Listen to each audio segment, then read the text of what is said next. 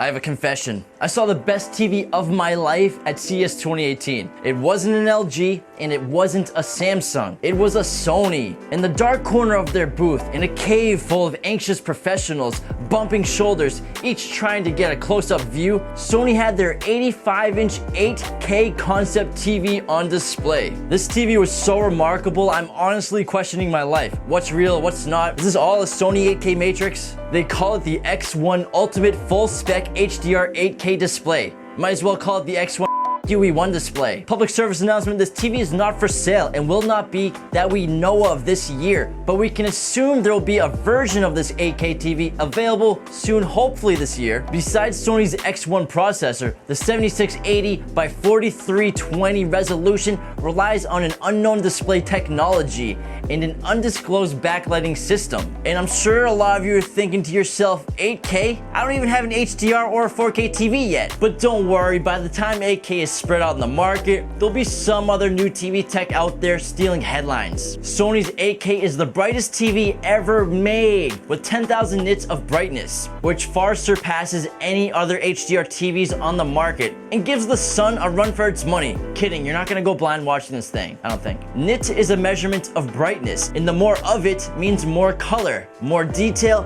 more contrast, and with 8K, more everything. Sony laid down the gauntlet, showing footage of tribes and nature, as well as a short film for the new Gran Turismo video game. And holy shit, you kids have a point. Why leave the basement when there are video games like this? None of you guys are talking to girls anyway, so keep chilling and eating Hot Pockets down there. Not only does this video game look like real life, the shots of nature in actual real life were breathtaking. Shooting the screen with a 4K camera and posting it on YouTube obviously does it no justice, but in person it felt like looking through a window, like you were there with those big cats and bison. The incredible brightness created a sense of realism that hasn't been matched to date. When viewing reflections into the headlight scenes from a close distance, there was a sense of motion that I've never felt before. But Sony wasn't the only brand showing off in 8K.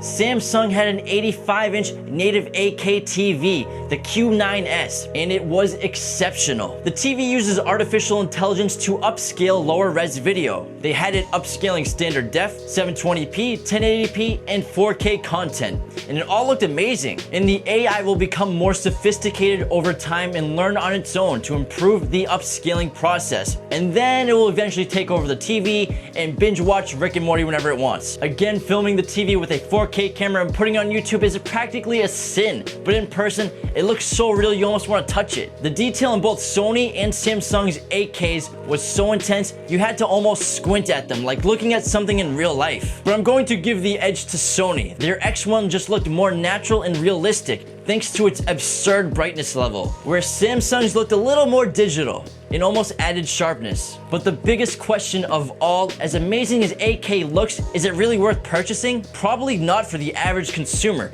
4K and 8K are almost indiscernible until you scale in size. 8K is really meant for displays 80 inches and above, which means higher costs. And besides the massive price tag, there's almost no content out there that is available in 8K. So basically anything you watch will end up being upscaled. Yeah, YouTube has some 8K content, but do you honestly think Netflix or Amazon are streaming in 8K yet? Does that take away from the fact that 8K is the bee's knees? No. Practical or not, when you see 10,000 nit HDR 8K in person, you'll have never wanted anything in your home more. So sell your firstborn child and start planning out which wall to put it on.